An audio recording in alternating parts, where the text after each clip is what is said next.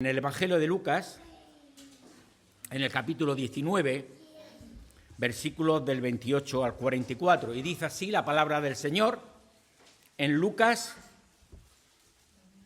capítulo 19, versículo 28. Dicho esto, iba adelante subiendo a Jerusalén, y aconteció que llegando cerca de Betfagé y de Betania, al monte que se llama de los Olivos, envió dos de sus discípulos, diciendo: Id a la aldea de enfrente, y al entrar en ella hallaréis un pollino atado, en el cual ningún hombre ha montado jamás. Desatadlo y traedlo.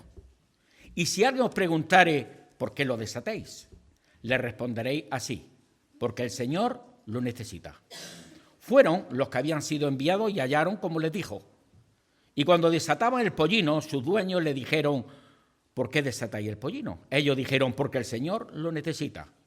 Y lo trajeron a Jesús, y habiendo echado sus mantos sobre el pollino, subieron a Jesús encima. Y a su paso tendían sus mantos por el camino. Cuando llegaban ya cerca de la bajada del monte de los Olivos, toda la multitud de los discípulos, gozándose, comenzó a alabar a Dios a grandes voces por todas las maravillas que habían visto, diciendo: bendito el Rey que viene en el nombre del Señor, paz en el cielo y gloria en las alturas. Entonces algunos de los fariseos de entre la multitud le dijeron: Maestro, reprende a tus discípulos. Él respondiendo les dijo: os digo que si estos callaran, las piedras clamarían. Y cuando llegó cerca de la ciudad, al verla, lloró sobre ella, diciendo: oh, si también tú conocieses, a lo menos en este día, lo que es para tu paz, mas ahora está encubierto de tus ojos. Porque vendrán días sobre ti, cuando tus enemigos te rodearán con vallado y te sitiarán, y por todas partes te estrecharán, y te derribarán a tierra, y a tus hijos dentro de ti, y no dejará en ti piedra sobre piedra, por cuanto no conociste el tiempo de su visitación. Que el Señor bendiga su palabra, y ya nuestro hermano, adelante.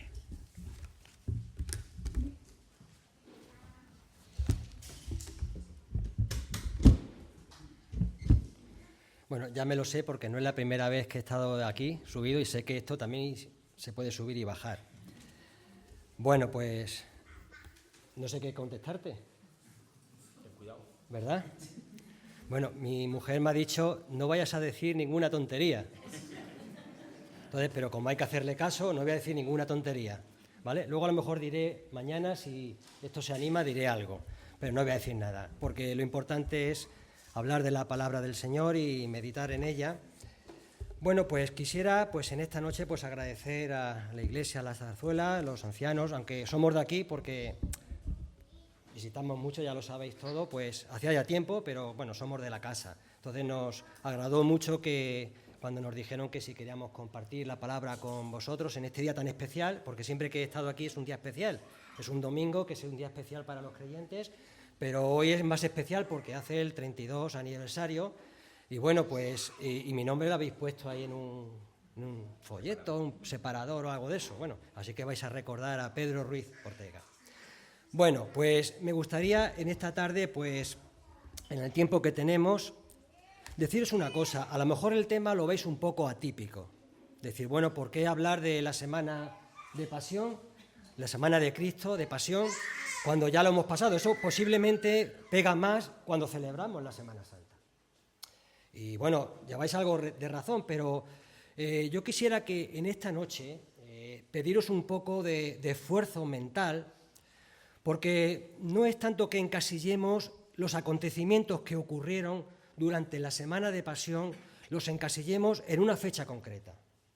Porque en la Biblia yo no encuentro, si luego lo encontráis me lo podéis decir, que solamente se puede hablar cuando celebramos Semana Santa o solamente hablamos de Navidad, de ciertos temas cuando llega Navidad. La Biblia está ahí para hablar de ello. ¿Por qué hablar de esto? Porque para nosotros, los creyentes, si el Señor Jesús no hubiese cumplido al pie de la letra todo lo que estaba escrito, hubiese fallado en algo en uno de esos días que componen de domingo de entrada triunfal a domingo de resurrección. Si hubiese fallado en algo, si algo no lo hubiese cumplido, si algo hubiese salido mal, tú y yo no estaríamos aquí hablando de Jesús, ni estaríamos hablando de Semana de Pasión. segunda cosa por la que he preferido hablar en este tema, y se lo comuniqué a los ancianos cuando me lo dijeron, porque es un reto para los creyentes. Primero, porque durante esta semana el Señor Jesús tuvo que cumplir todas las cosas escritas de Él.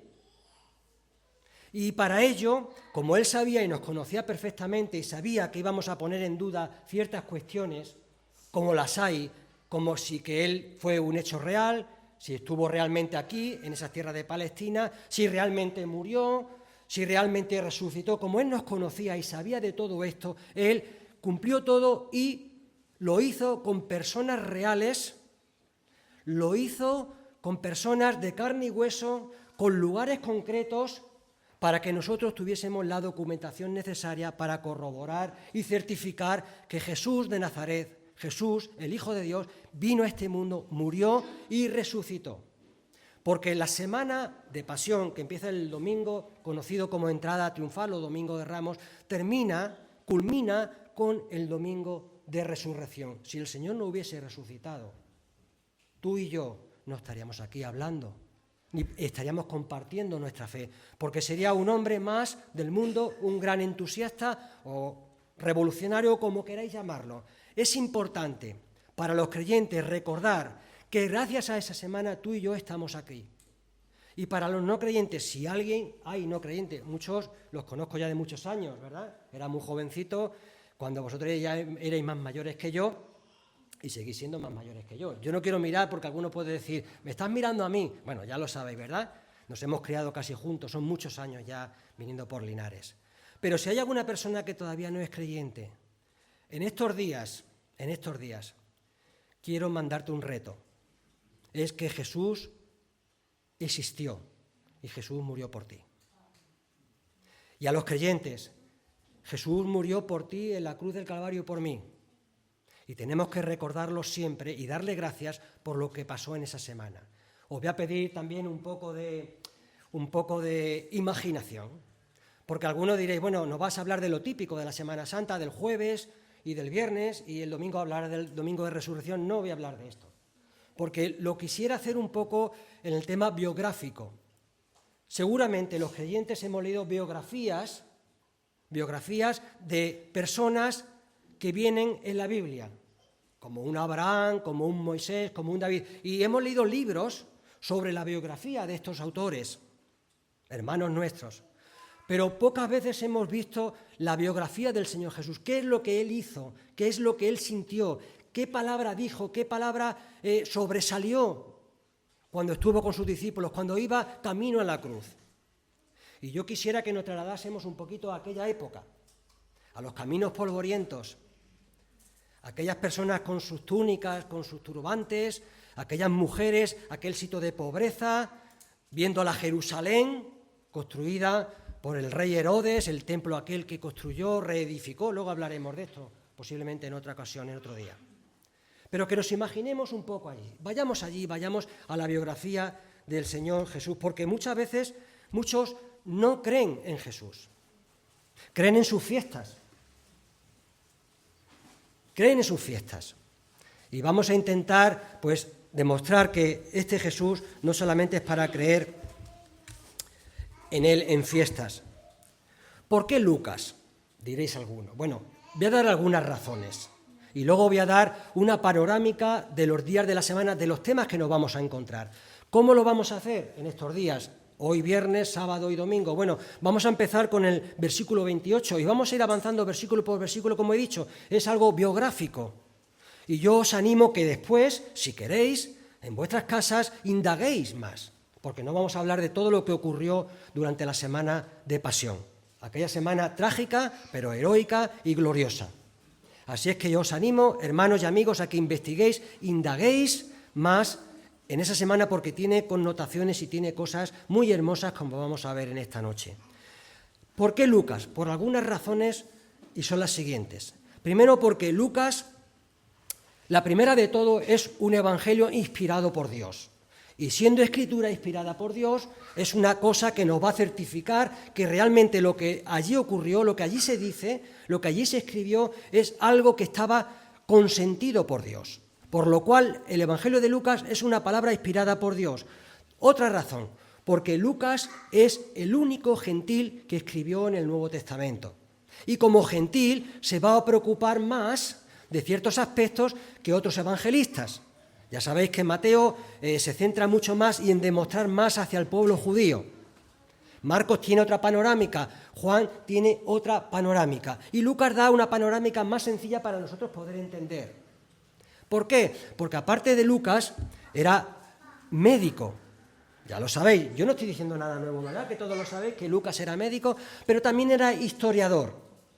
Y él tenía una preocupación, y era la siguiente, acompañadme al capítulo 1, versículos que conocemos perfectamente, pero quisiera pues que lo leyésemos para que nos sirvan en esta introducción que estamos dando en esta noche antes de adentrarnos en el versículo 28. Dice capítulo 1, hay muchas cosas interesantes en estos versículos. Dice, ya que había muchos por ahí que habían intentado recopilar o copilar un relato acerca de las cosas que entre nosotros han sido del todo ciertísimas. O sea, fijaros lo que dice Lucas. Había muchos que habían intentado preguntar de las cosas que habían sido ciertísimas. Lucas no duda nada de esto. Era un médico, era un historiador también. Según nos las transmitieron los que desde el principio fueron testigos oculares y servidores de Dios del Logos. Ahora dice, versículo 3, me ha parecido bien también a mí, habiendo investigado, esta palabra muy importante, porque ¿qué es lo que hace un investigador? Un investigador histórico, no un investigador de policía, no. Estoy hablando de un investigador que investiga las cosas históricas. ¿Qué hace? Documentarse. Y va a las fuentes. Y él tiene un problema, que los historiadores tienen que ir a las fuentes más cercanas. Tiene que ir a la primera, a la segunda o máximo a la tercera generación. Yo recuerdo, y creo que a todos pasa igual, que la primera generación tus padres te cuentan cosas y las recuerdas. Y posiblemente recuerdas cosas de tus abuelos. Y algo recordarás de tu bisabuelo, si la has conocido, pero ya la historia se va quedando más difuminada, ¿verdad? Ya no se va conociendo tanto. Entonces, era necesario por Lucas investigar, indagar en las fuentes más cercanas que había en aquella época. Fijaros por un momento, aquellos que os gusta la historia. Lo voy a decir para que lo tengáis un poco para información. ¿Quién no ha conocido o ha oído hablar de Alejandro Magno? ¿Todos habéis oído hablar de Alejandro Magno? Personalmente no lo habéis conocido porque no habéis nacido ni yo ni ninguno de los que estamos aquí, pero habéis oído hablar de él. Este era un gran general macedonio que conquistó casi todo el mundo o todo el mundo conocido. Pues fijaros, nadie duda de Alejandro Magno. Solamente hay una cosa que quiero destacar. Hay solamente 10 manuscritos que hablan de él. Y los historiadores la han recopilado y han hablado de él y han hablado de sus hazañas. Pero es más, cuando se empezó a escribir la historia de Alejandro Magno, se empezó a escribir 3 siglos más tarde de su nacimiento, de su historia. Pero los historiadores, ¿qué hicieron? Ir a las fuentes, a esos 10 manuscritos que hablaban de todo lo que él había hecho. Fijaros, si no eres creyente o eres creyente, esto lo decimos para también documentar a la gente de fuera. Diréis, bueno, ¿qué tiene que ver esto con la Semana de Pasión? Ir apuntando, que luego lo vamos a unir, no os preocupéis, ¿verdad? Bueno, pues de Jesús, hay aproximadamente, más o menos, 5.800 escritos o manuscritos que hablan de la Biblia, que hablan de Jesús, porque Jesús se empieza a hablar de él en el Génesis y se termina hablando de él en Apocalipsis. Pero no se escribieron 300 años después de su muerte, empezaron a relatarse 30 años después de su muerte. ¿Veis por dónde voy? Y muchos no creen en Jesús. Les hablas de Jesús. Bueno, Jesús, eso es de religión. Yo no me lo creo. Bueno, pues eres un necio. Permíteme que utilice esta expresión un poco brusca, porque si crees en Alejandro Magno y crees en cosas de la historia, tienes que creer en Jesús. Y tienes que creer en Jesús que estuvo en aquellas tierras. Y tú tienes que creer en Jesús que subió a Jerusalén. Y lo hizo con un propósito. Bueno, esto es una introducción para que veáis que este investigador pues fue a las fuentes. Y lo había investigado exactamente todas las cosas, desde sus fuentes, escribírtelas a ti en orden, oh excelentísimo Teófilo, para que te percates de la verdad. Esta era la finalidad de la biografía de Jesús, para que tú y yo nos percatemos de la verdad, precisa respecto a las cosas en las que fuiste oralmente instruido, para que tú y yo aprendamos verdaderamente que Jesús de Nazaret existió. Bueno, vamos a ir al capítulo que nos ocupa. Ahora, he dicho que iba a dar una introducción general. ¿Qué ocurrió o cómo clasifica Lucas los acontecimientos? Bueno, Lucas lo clasifica en periodos de 24 horas.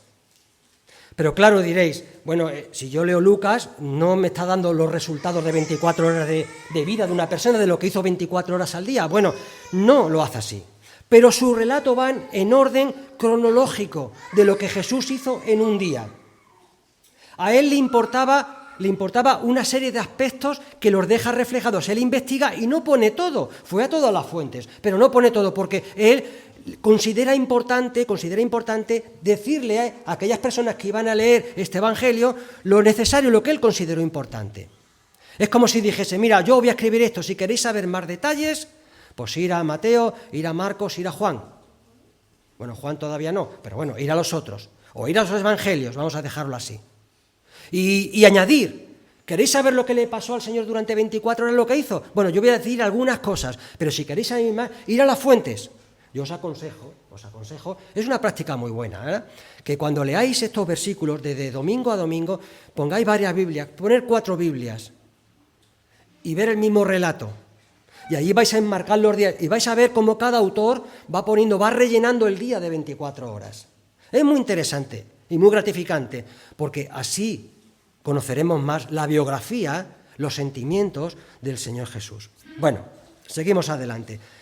¿Cómo lo clasifica el domingo? Bueno, de la entrada triunfal. Vamos a hacer de domingo a domingo, y como tenemos estudios así, en este sentido, pues mañana podemos ir viendo más cosas, ¿verdad? Pero es muy interesante que lo tengamos muy claro. Domingo a domingo. ¿Qué pasó el domingo de la entrada triunfal? Que no fue tan triunfal como decimos, porque fue una pena. Fue una pena lo que allí pasó. Humanamente fue una pena. Eso de triunfar y de aclamar, bueno, pues allí de triunfar para mí tiene muy poco, porque para mí, viendo lo que pasó, viendo los sentimientos del Señor Jesús, viendo lo que le ocurría a los apóstoles que le acompañaban, para mí fue algo trágico, algo de pena. Y lo dice en el texto que hemos leído, porque el Señor Jesús lloró sobre Jerusalén. Ya llegaremos a esto y lo veremos. Pero ¿cómo lo clasifica? Lo clasifica en 2 actores principales. Por un lado, la multitud que le seguía, que le aclamaba, que iba con Jesús. Primeros actores que encontramos en ese domingo. Aquella multitud que esperaba un Mesías libertador, esto lo hemos oído muchas veces, pero que cuando se dieron cuenta de que Jesús no era lo que esperaba, no era de su conveniencia o no era de su agrado, ¿qué hicieron? Más tarde, unos días más tarde, 3 días más tarde, empezaron a gritar, crucifícale. Esa multitud. ¿Quién quedó a los pies de la cruz? Pedro y Juan de lejos y 5 mujeres. De esa gran multitud, porque la Biblia cuando dice multitud, dice mucha gente. Cuando la Biblia dice mucho, dice mucho, no un poco, mucho. Y ahí dice que había una gran multitud que seguía a Jesús. Primer actor, pero los segundos actores también estaban allí, los escribas, los fariseos, los saduceos, los herodianos, los celotes. Había tal aglomeración de gente allí que también eran actores que fueron principales en esta biografía, en esta semana que nos presenta el Señor Jesús. Ahora, estos tampoco querían a Jesús, porque realmente tenían que quererlo, porque si Jesús era el libertador que los iba a liberar de la esclavitud de Roma, ellos tenían que haber estado súper contentos. Este es el que esperábamos, el Mesías. Pero ellos, ¿qué es lo que esperaban? Esperaban otras cosas también. Esperaban a otro Jesús. Otro Jesús, como viene más adelante, en el lunes, lo que ocurrió allí, que no trastocase sus intereses. Un Jesús a su medida, no un Jesús libertador. Estos eran los actores que había cuando Jesús subía a Jerusalén, la multitud y los dirigentes del pueblo. Yo pregunto, quisiera hacer una pregunta. ¿De qué parte eres tú? ¿De qué tipo de gente te consideras? Piénsalo. Dirás, bueno, yo pues Soy de aquella gente que aclama a Jesús. Bueno, haces bien en aclamar. No, yo soy aquellos que tienen un celo por el Señor Jesús. Bueno, me parece muy bien. Tú puedes ser de uno o de otro. Pero en el momento que hagas que falles al Señor Jesús, eres de uno de ellos. Y la línea es muy fina, muy flaca, ¿verdad? Piénsatelo. ¿De qué quieres ser tú? ¿De qué grupo quieres ser? Dice que cuando Jesús entra en Jerusalén ese domingo, dice que es aclamado como Mesías. Es interesante ese domingo que Jesús es aclamado como Mesías, porque antes el Señor Jesús había dicho todo lo contrario. Voy a citar algunos textos, creo que se está grabando, ¿no? Se va a grabar, vale. Como no vamos a leerlo, voy a decir los textos por si luego lo queréis leer. Voy a decir lo que es cada texto, pero no vamos a leerlo por amor al tiempo. Jesús aclamado subiendo a Jerusalén, pero otras veces había hecho lo contrario. Por ejemplo, Mateo 8, cuando curó a un leproso, capítulo 8, versículo 4, ¿qué le dijo? Ve, pero no lo digas a nadie. Mateo 8, 26, el ciego de Betsaida, cuando curó a este ciego, si leéis este pasaje, dice, no se lo digas a nadie lo que te he hecho. Marcos 8, 30, cuando el reconocimiento de los discípulos como Mesías, tiene ese encuentro con sus discípulos y algunos de ellos lo reconocieron como el Mesías. Dice, bueno, no se lo digáis a nadie. No se lo digáis a nadie. Mateo 17, 9, por último, en el monte de la transfiguración, cuando él le dijo a los suyos, a sus íntimos, esto no se lo digáis a nadie, lo que habéis visto, callaros. Ahora todo lo contrario, ahora era el momento. Ahora es el momento oportuno de la manifestación del Señor Jesús. Porque el Señor Jesús tiene un momento para cada uno de nosotros. Y tiene un momento en la historia. Y tiene un momento para ti, y tiene un momento para mí, para cada situación. Pero ahora vemos a Jesús en su última semana de vida en este mundo. 3 días más tarde iba a ser interrogado, iba a ser muerto, iba a ser crucificado, unos días más adelante. Ahora vemos que Jesús sí deja que le proclamen como lo que verdaderamente Él es. Y es el Redentor, y es el Salvador, y es el verdadero libertador. Y esto es lo que tenemos que hacer tú y yo. Proclamar que Jesús vive, que Jesús es nuestro Salvador. Nos ha ocurrido una anécdota cuando veníamos para acá. Yo no sé, mi suegra creo que conocía a la mujer. Veníamos para acá con tiempo, claro, siempre con tiempo, mi suegra viene con tiempo, y traía la Biblia debajo del brazo. Y nos ha parado una mujer y nos ha dicho, ¿vosotros vais al culto? Y yo he dicho, pues, me he dejado claro, yo me da cuenta que era por la Biblia, claro, porque la llevaba debajo del brazo. Qué importante es que nos conozcan por lo que verdaderamente decimos que somos. 2 puntos de vista. Los dos son erróneos, tanto de los dirigentes del pueblo como de la multitud, porque esperaban un Jesús a la medida. Ojalá que tú no creas en un Jesús, ni hagas de tu Jesús a la medida. Estamos en un mundo complicado, ¿eh? Para los creyentes lo digo. Estamos en un mundo complicado porque estamos dibujando a un Jesús a nuestra medida. Y lo queremos transformar según nos apetece y nos dice para callar nuestras conciencias y para justificarnos. Cuidado con esto, ¿eh? Porque estamos dentro de esta multitud. Bueno, ¿qué ocurrió el lunes? Si queréis en vuestras Biblias, yo lo voy a citar por si queréis, si lo queréis apuntar en Lucas para tenerlo más gráficamente, el domingo habla del capítulo 19 que nos ha leído, versículo 28, al versículo 44. Y en el capítulo 19, versículos 45 al 48, allí empieza el lunes. ¿Y qué le ocurrió el lunes? Allí el lunes lo que ocurrió fue que el Señor Jesús, ya sabéis, entró en el templo. Ya hablaremos mañana de esto. Entró en el templo y ya sabéis lo que hizo, ¿no? Hay detalles muy interesantes allí. Esto ocurrió el lunes y esto lo dice Lucas y lo refleja en estos versículos, capítulo 19, versículo 45 al 48. Esto viene muy bien porque luego cuando tengamos que enseñar a alguien los acontecimientos vamos a saber mira, pues fíjate lo que le pasó el lunes. Esta es la idea, ¿no? De ir día a día viendo lo que el Señor Jesús. El lunes entró en el templo y se encontró con algo desagradable, como veremos, si Dios mediante mañana lo veremos allí. Capítulo 20, versículo 21, entero, capítulo 21 hasta el versículo 38. Ahí habla del martes, lo que ocurrió el martes.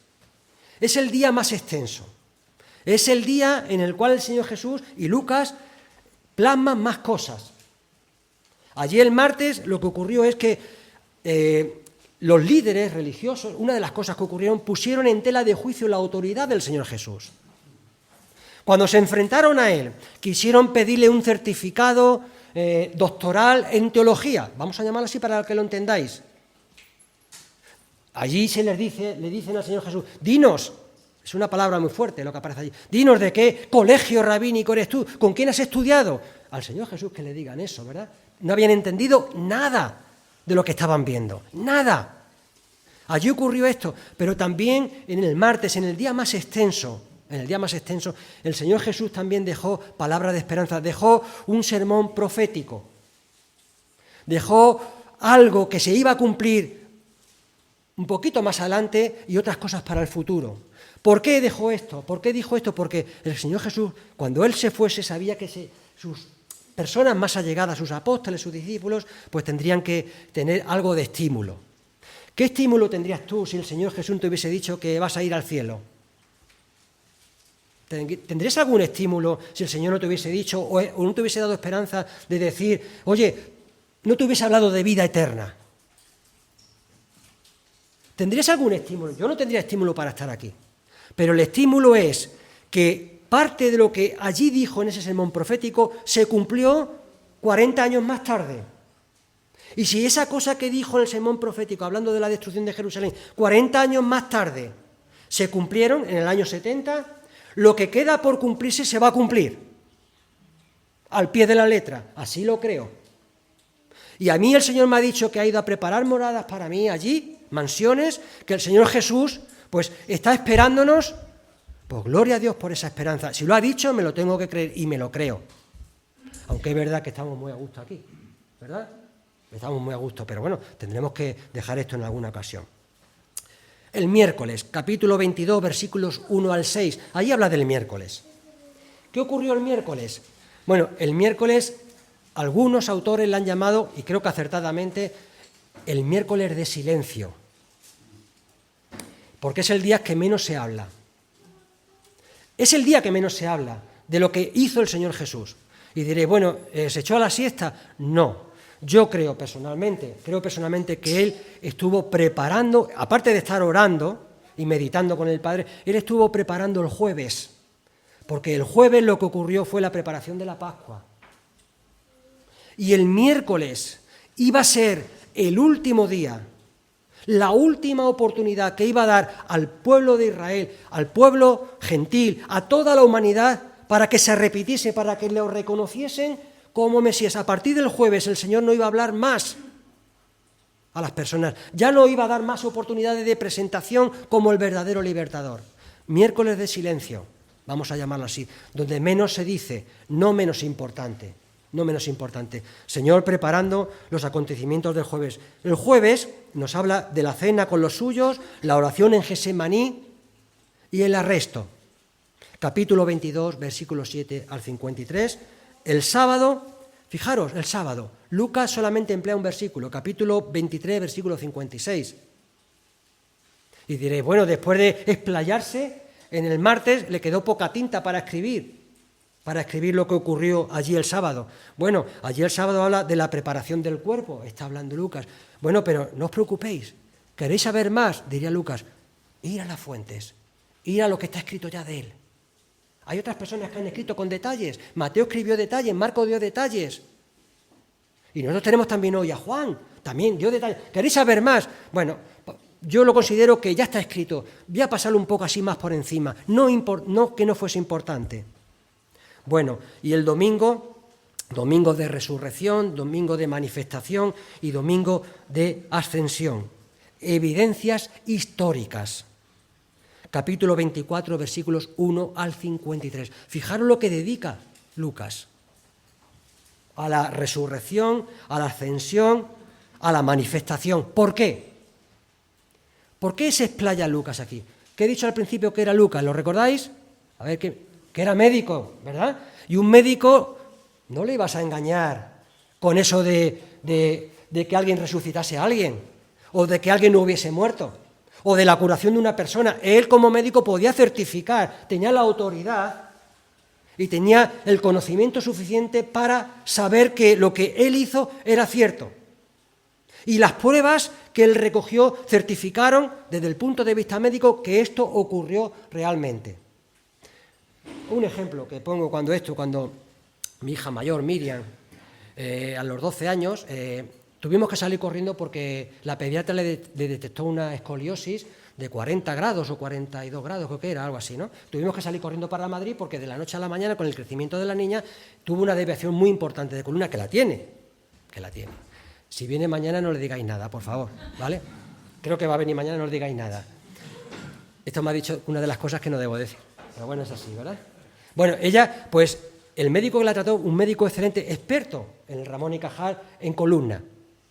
Y hubo una frase que a mí me llamó la atención. Dice, yo cuando voy por la calle, sobre todo las niñas tienen más este problema que los niños. Es más frecuente en las niñas.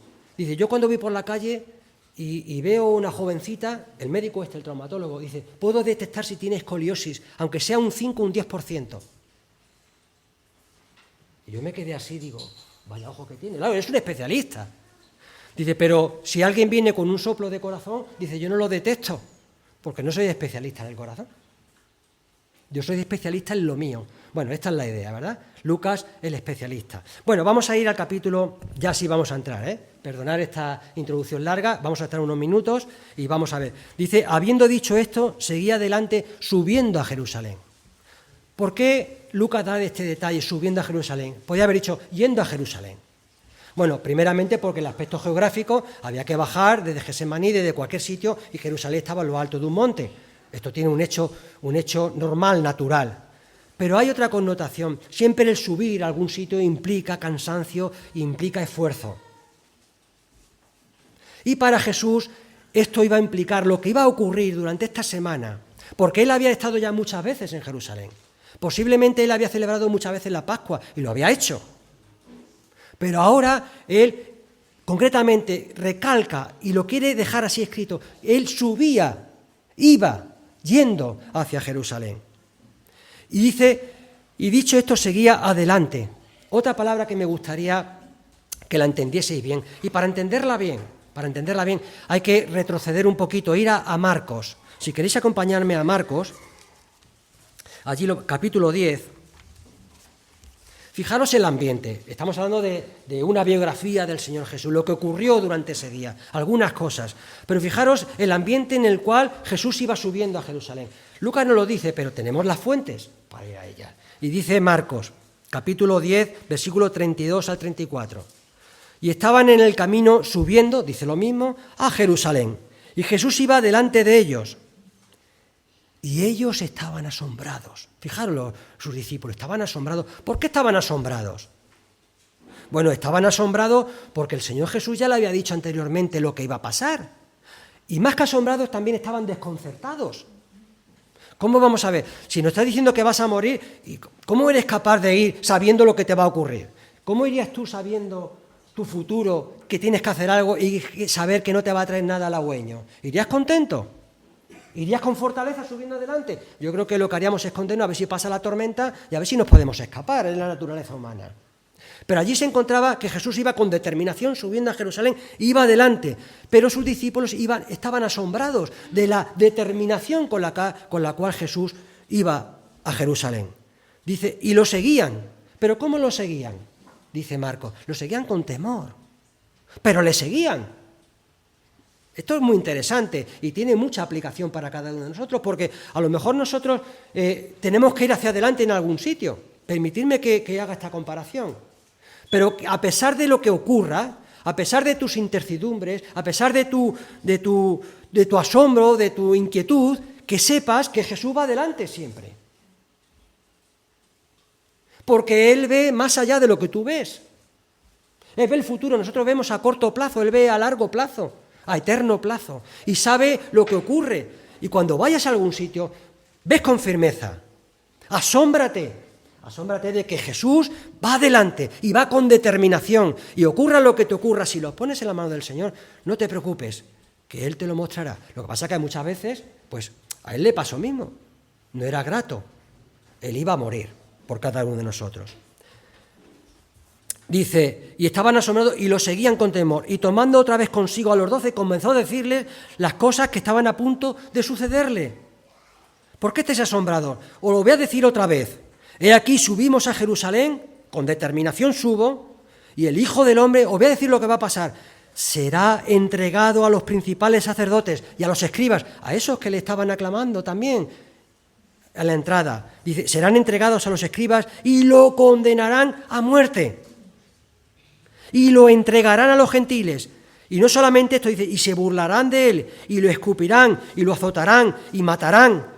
Pero después de 3 días resucitará, se levantará. Porque creemos en un Dios vivo, en un Dios que ha resucitado. Vamos al pasaje que hemos dejado de Lucas. Volvamos a él. Dice que iba cerca llamado el Monte de los Olivos y envió, pasamos al versículo 29, y aconteció que cuando se acercó a Betfagé y a Betania, un cruce de caminos, cerca del llamado Monte de los Olivos, envió a 2 de los discípulos. Esto es una estrategia del Señor Jesús, y una estrategia que nos vale para nosotros. Podía haber mandado a 1, sí, pero cuando Él mandó a los 70, los mandó de 2 en 2. ¿Lo recordáis? Cuando Él mandó también, eso lo dice Lucas capítulo 10, versículo 1, en Marcos 6:7, cuando también mandó a los apóstoles a evangelizar, los mandó de 2 en 2. ¿Por qué es mejor 2 que 1? Porque mientras que uno va a hablar con el otro ora. Es una técnica y una práctica muy interesante. Cuando el uno no sabe qué responder, el otro puede responder. Y si ocurre algún problema, el veredicto, y la certeza, y la confirmación, y la autoridad que da un testigo, no la da otro. Y también si un hombre va a hablar con una mujer, mejor que vayan 2, ¿verdad? Hay muchas cosas que se pueden aplicar.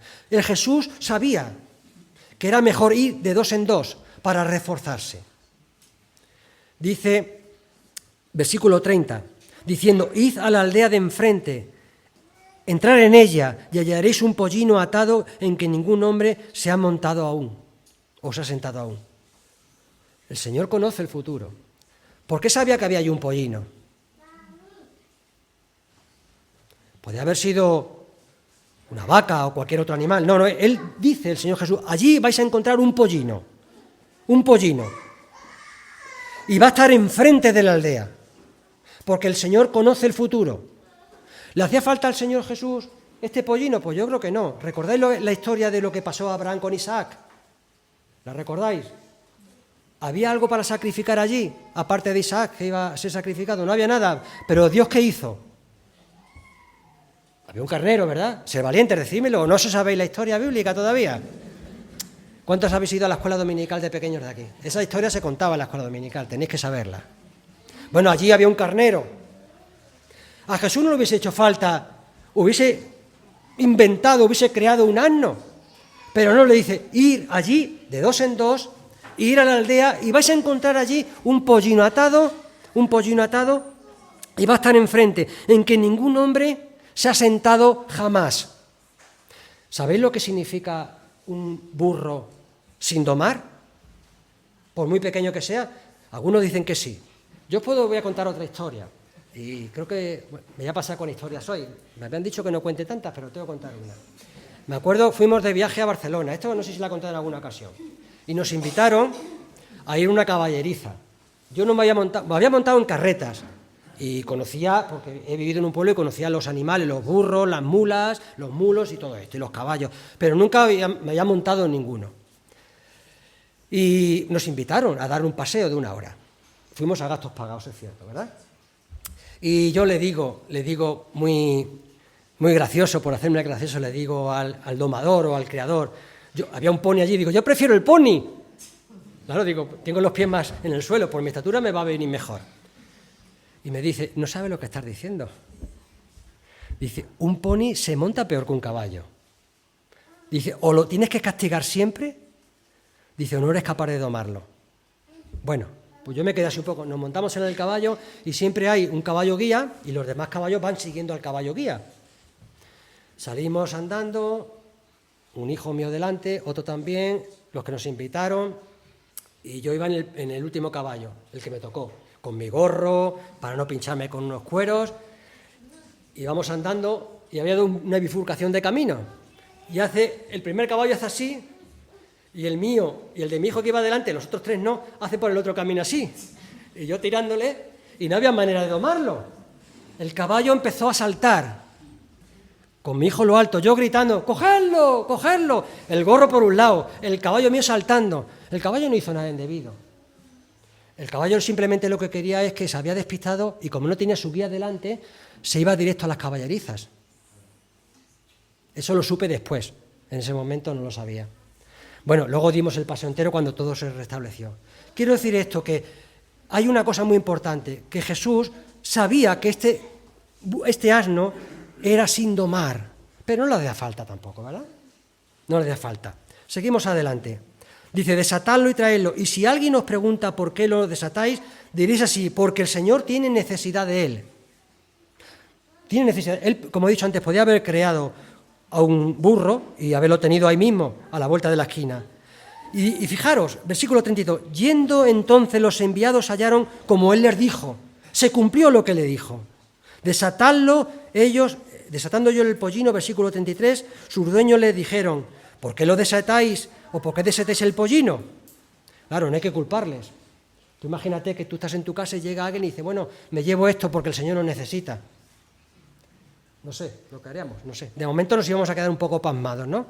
No sabemos, yo no puedo decir, hay muchas opiniones en esto que posiblemente eran conocidos, si no eran conocidos, si eran discípulos, no eran discípulos, no lo sé. Yo preferentemente, igual que el Señor no le hacía falta conocerlos, a lo mejor ellos habían oído, recordéis que cuando entraba en Jerusalén también les dijo, ir a la entrada de Jerusalén y vais a ver un hombre con un cántaro, recordéis aquel versículo también, aquella historia. Bueno, pues al Señor tampoco le necesitaba tampoco esto. Pero bueno, es así. Sea como fuese, no importa, no altera. Seguimos adelante. Ellos dijeron, porque el Señor tiene necesidad de él. Pero fijaros, un asno que nadie le había montado. Un asno de uso exclusivo. Palabra muy interesante. Y con ella, pues yo creo que casi vamos a terminar. El Señor quiere las cosas de uso exclusivo. Quiso a María. María era de uso exclusivo, no había conocido varón. La tumba era de uso exclusivo. Nadie había estado en la tumba. Él era el primero. El pollino era de uso exclusivo. Nadie lo había montado. ¿Qué nos quiere decir esto, hermanos, hermanas y amigos y amigas? Jesús quiere exclusividad. El Señor te ha salvado a ti porque tú eres exclusivo, eres único, eres irrepetible. Y el Señor Jesús, como eres así, murió por ti y murió por mí. El Señor Jesús no quiere compartirte con nadie y no es egoísta, no quiere compartirte con nadie porque quiere que seas para Él, que le sirvas a Él, donde el Señor te ha puesto. Aquí vemos a unos hombres, a unos dueños del asno, aunque Marcos y Mateo añaden también que era el asna y su pollino. Lucas lo obvia. Pero allí estos hombres también que cedieron el asno eran servidores anónimos, de esos que hay en la Biblia, de esos que a ninguno nos gusta ser, porque a todos nos gusta ser más como Moisés, nos gusta ser más como Elías, como Eliseo, nos gusta más ser como Samuel, etcétera, etcétera. Nos gustan más esos personajes, ¿verdad? O Pablo, o Pedro, o cualquiera de los apóstoles. Pero en la Biblia también habla de hombres y mujeres de usos exclusivos en el anonimato. Estos hombres, esta familia, cedió lo que tenía para el servicio del Señor Jesús. Y yo te pregunto, como familia, como hijo de Dios, como hija de Dios, como creyente, como no creyente, ¿qué quieres darle al Señor Jesús? Ojo, si dices uso exclusivo, no puedes compartirte con nada ni con nadie, ni con las cosas de este mundo, porque eres pasajero en este mundo. Tú no estás aquí para arraigarte, estás de paso. Pero en ese paso, que sepas que el Señor quiere que seas o anónimo o no anónimo.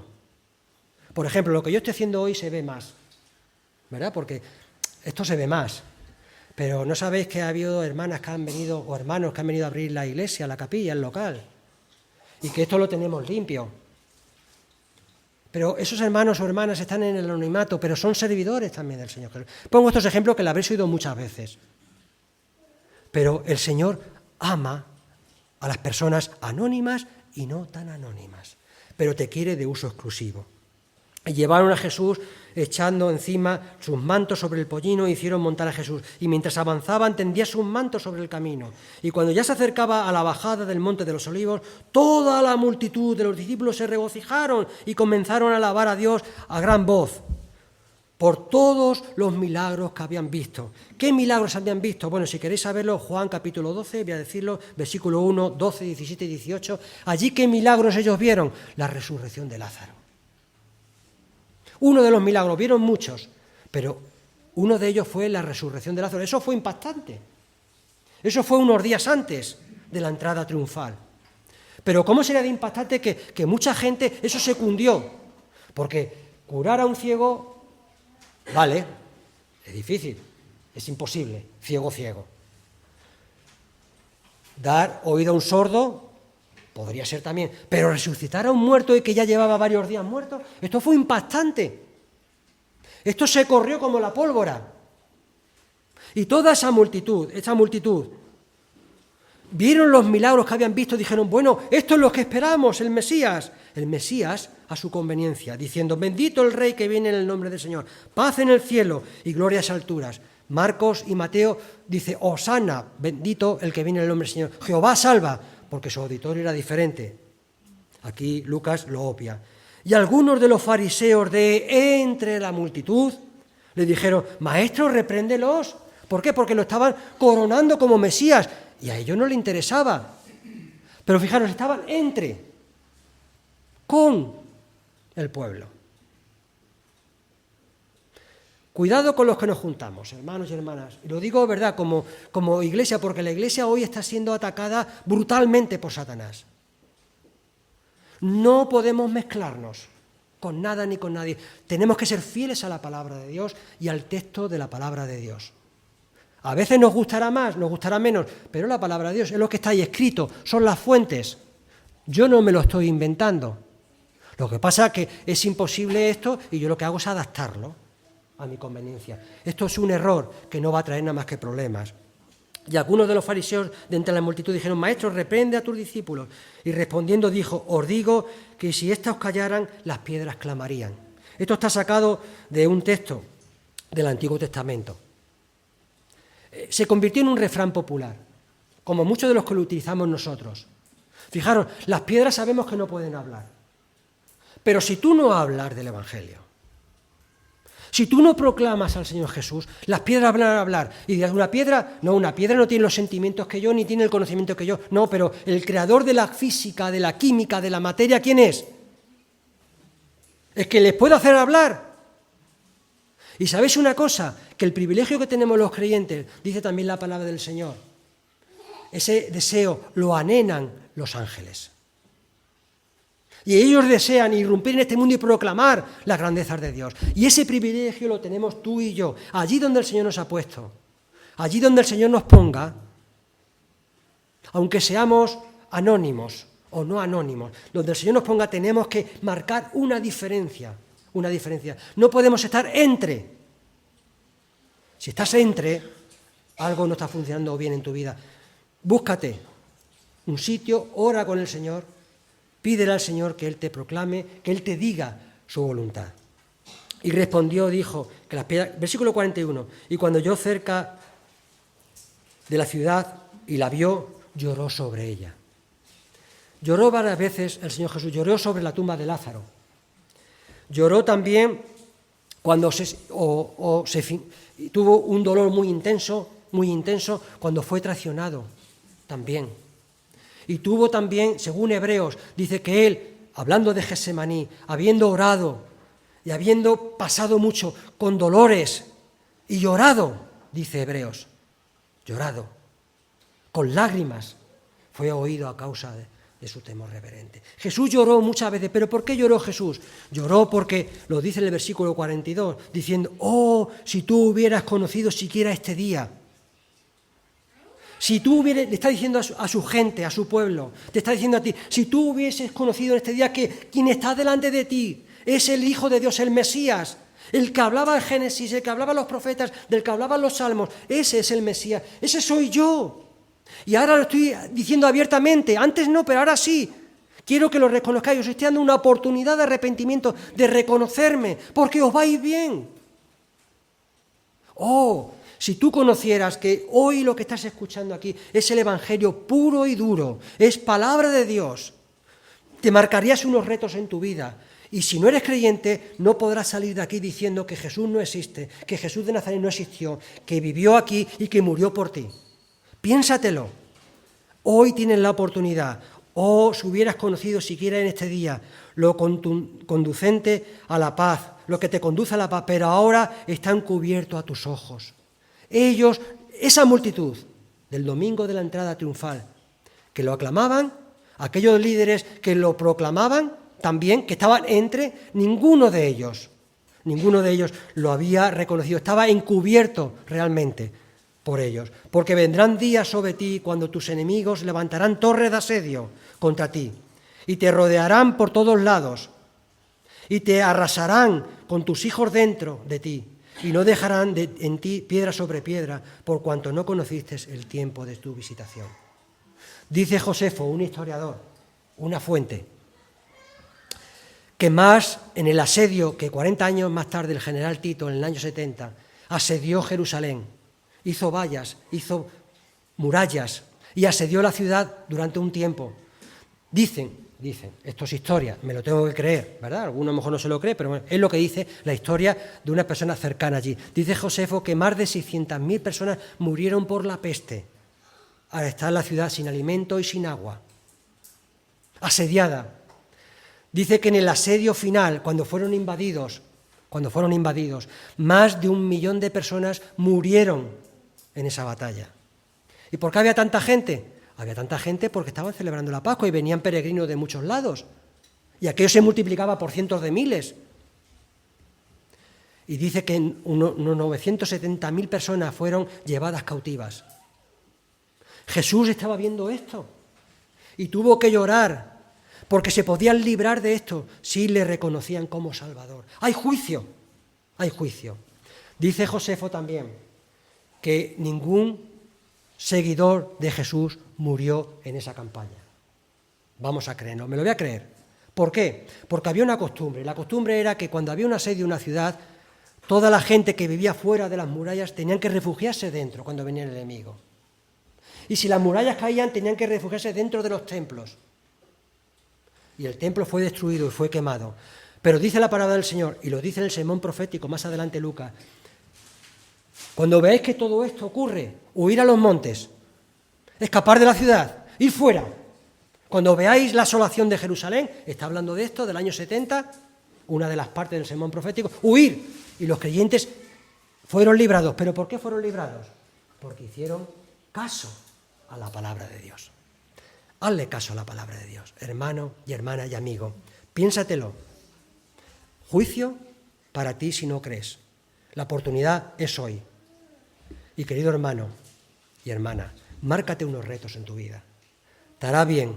Busca a Jesús. Conoce lo que Él hizo por ti en esa semana, en todo el Evangelio, pero concretamente ve a esa semana porque tiene mucho que hablarte.